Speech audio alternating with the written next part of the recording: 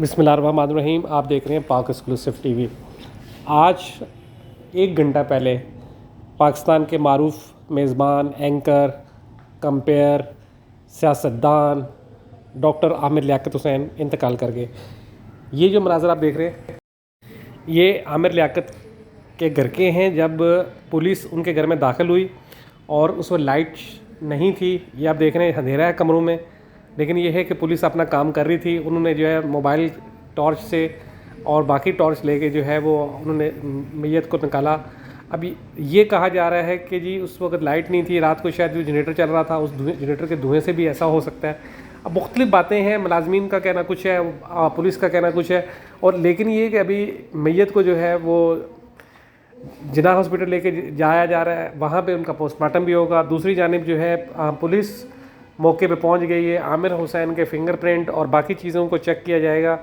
کہیں ایسا تو نہیں ہے کہ ان کو کوئی ایسی چیز خطرناک کھائی ہو جس میں زہر ہو، یا ان کو جو ہے زہر دیا گیا ہو، یا کوئی اور چیز ہو.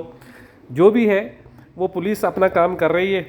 اور پولیس کا کہنا یہ ہے کہ آج پوسٹ مارٹم رپورٹ آنے کے بعد پتہ چل جائے گا کہ جی اصل میں ہوا کیا جو بھی ہے.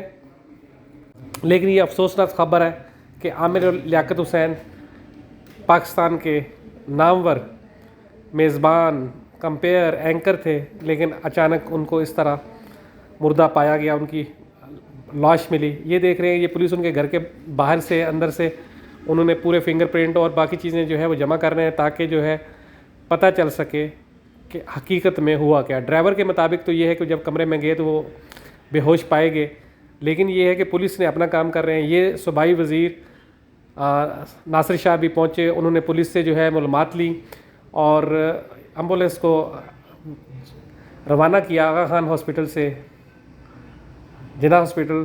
اس موقع پر ناصر شاہ نے کہا کہ یہ ایک افسوسناک واقعہ ہے اور اللہ تعالیٰ عامر لیاقت کی مغفرت فرمائے. آمین ثم آمین.